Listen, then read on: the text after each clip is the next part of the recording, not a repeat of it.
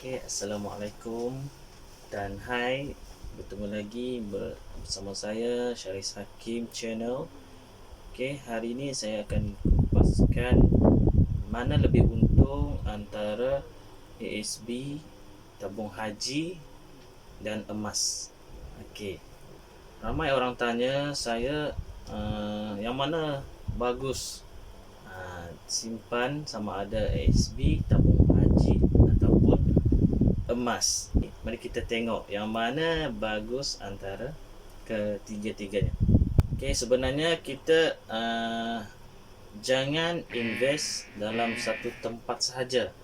Kalau kita tahu ASB, tabung haji adalah bagus untuk simpan duit buat tiada apa-apa risiko.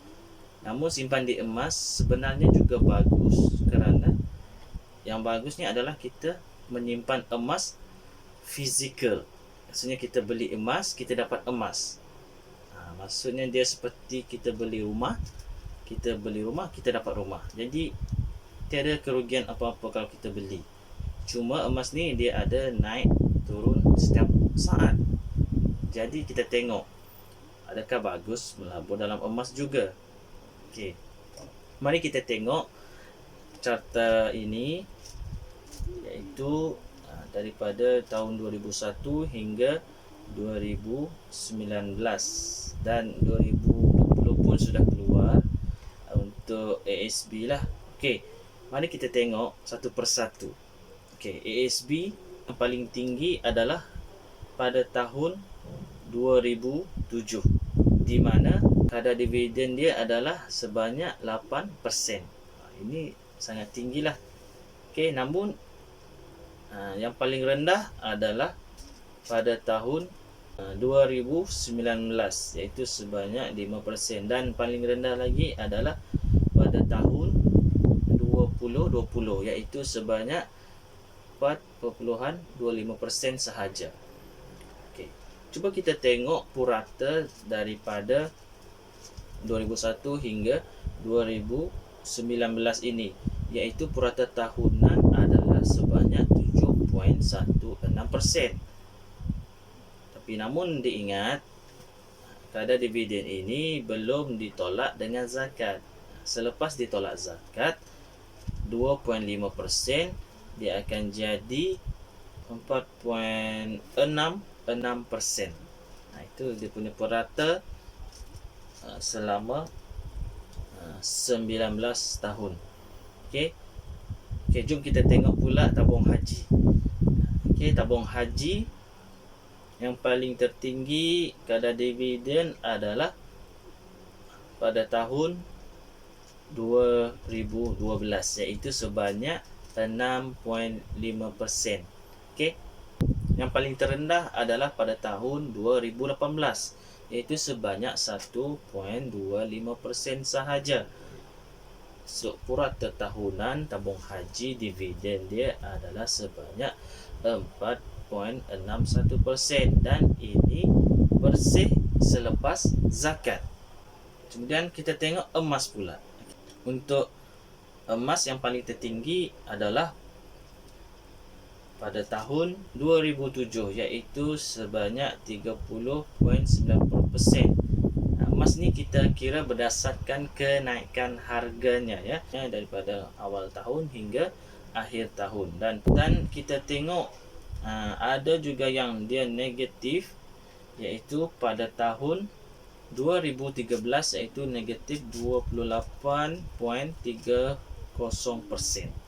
Okey, namun cuba kita tengok daripada tahun 2001, bermula daripada 2% sahaja, kemudian dia terus naik tertinggi 30.9% selama 6-7 tahun, 2001 hingga 2007. Ini kadar pelaburan yang sangat bagus, tuan-tuan. Cuba kita tengok pula pada tahun 2019, dia turun naik. Okey, 2019 dia naik lagi 18.50%. Jika kita bermula 2011, iaitu kenaikan masa itu adalah 7%. Namun selepas 2019, kita emas itu yang kita tadi masih disimpan dalam tangan.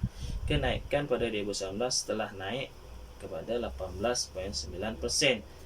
Okey, kita tengok pula purata tahunan bagi kalau kita simpan daripada 2001 hingga 2019 iaitu sebanyak 10.5%.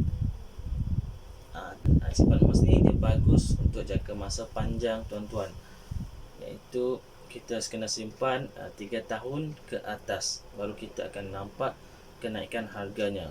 Okey, dan purata tahunan ada sebanyak 10.5%.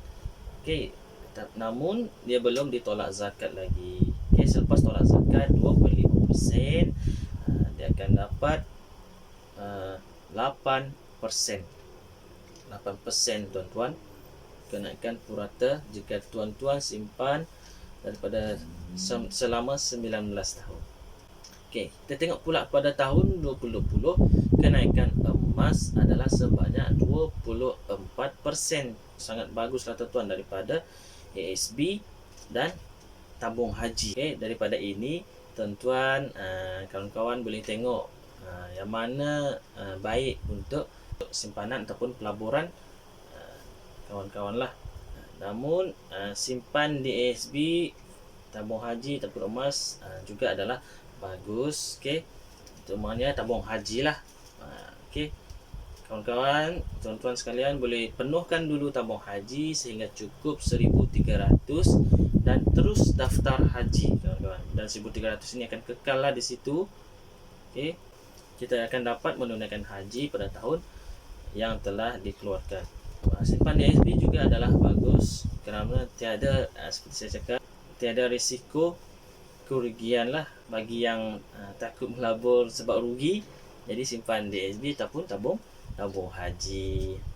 Paling tidak pun di hujung tahun kita akan dapat kadar dividen keuntungan lah daripada simpanan kita.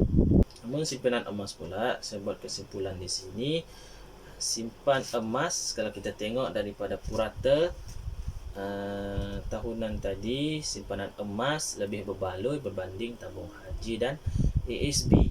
Kenapa kita kena pilih ASB, tabung haji ataupun emas, sedangkan kita boleh pilih kesemuanya?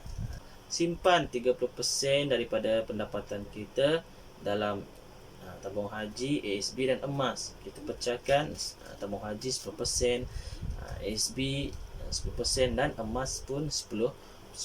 Jadi kita akan dapat simpan ke dalam semuanya. Sekurang-kurangnya kita tak rasalah rugi. Okey, yang kedua ialah harga emas pasti naik disebabkan nilai wang kertas sentiasa merosot dalam jangka masa panjang. 1 USD dulu adalah hanya RM2.50, sekarang RM4 1 USD. Ini bermaksud wang kertas adalah semakin merosot. Okey, kita tengok pula RM1 semasa tahun 2008 ke bawah boleh beli 5 biji telur. Tetapi RM1 hari ini hanya boleh membeli 2 biji telur sahaja. Maksudnya di sini adalah kuasa beli ataupun nilai wang kertas ini semakin merosot. Okey, kita tengok pula nilai emas ini 1,400 tahun dahulu, 1 dinar seberat 4.25 gram boleh membeli 1 ekor kambing. Dan hari ini 1 dinar yang sama masih boleh beli 1 ekor kambing. Di sini kita tengok kuasa beli ataupun nilai emas ini sentiasa meningkat ataupun kekal seiring dengan harga barang. Okey, kuasa beli dia masih kekal, masih boleh membeli barang yang sama. Malah 10 tahun, 20 tahun akan datang pun dengan 1 dinar yang sama tadi tetap masih boleh beli 1 ekor kambing walaupun harga kambing itu telah meningkat kerana nilai emas ini meningkat dalam jangka masa panjang dan duit kertas dia akan merosot dalam jangka masa panjang. Okey, jadi tempoh yang paling bagus untuk simpan emas adalah 3 tahun ke atas ataupun 2 tahun ke atas sesuai simpan dalam bentuk emas. Jika hanya simpanan itu digunakan dalam masa terdekat, jangan simpan emas, simpan dalam ASB ataupun tabung haji. Ini yang ketiga, nilai dan kuasa beli emas lebih terjamin. Seperti saya cakap tadi, kuasa beli emas ini seperti 1 dinar boleh beli kambing 1400 tahun dahulu. Sekarang pun dengan 1 dinar yang sama masih boleh beli 1 ekor kambing. Malah akan datang pun masih boleh beli 1 ekor kambing yang sama. Maksudnya kuasa beli emas ini adalah kekal. Okey, dan kuasa beli wang kertas tidak kekal. Okey, secara pribadi saya jadikan simpanan ASB dan tabung haji sebagai simpanan kecemasan sahaja. Maksudnya saya simpan 3 hingga 6 bulan gaji, saya simpan dalam ASB dan tabung haji dan dia akan kekal di situ. Namun jika ada yang susah simpan di ASB ataupun tabung haji, tidak pernah cukup tabung kecemasan 3 bulan gaji, cuba pula simpan emas. Okey, cuba simpan emas sebagai dana kecemasan. Okey, paling kurang pun 100 gram.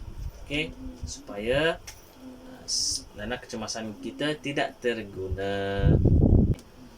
Dan selebihnya simpanan, jika sudah cukup tabung kecemasan, simpanan kecemasan ini barulah simpan dalam bentuk emas. Okey, daripada simpanan emas ini, simpan banyak-banyak nak buat apa? Okey, kita boleh tukar emas jadi aset hartanah pula. Okey, simpanan emas kepada aset, sebab emas pun aset, tukar kepada aset sangat bagus. Okey, sebab kalau kita simpan duit, kita susah cukupkan modal untuk beli rumah. Tetapi bila kita simpan emas, dan saya sendiri simpan emas, simpanan semakin bertambah dalam bentuk emas, dan saya boleh gunakan emas ini untuk membeli rumah. Saya rasa kalau simpan duit sikit-sikit, lama-lama makin sikit. Tetapi bila simpan emas ini, simpan sikit-sikit, lama-lama makin banyak dan semakin bertambah. Saya sendiri simpan emas setelah 6 tahun menyimpan emas, memang tidak pernah rugilah, sebab saya simpan emas fizikal, bukan emas kertas. Saya dapat pegang emas sendiri. Alhamdulillah, bila saya simpan emas, saya boleh kawal boros, simpanan semakin bertambah, dan saya boleh menukar pula emas kepada aset hartanah. Okey, oleh itu selepas tuan-tuan sudah faham, buatlah tindakan yang bijak. Okay? Jangan percaya cakap saya, buat dahulu, percaya kemudian, ataupun buat dulu, simpan emas dulu, faham kemudian. Okey, sampai sini saja saya akan kupaskan kenapa dan apa kelebihan kita menyimpan emas ini. Okey, stay tune. Assalamualaikum. Bye bye.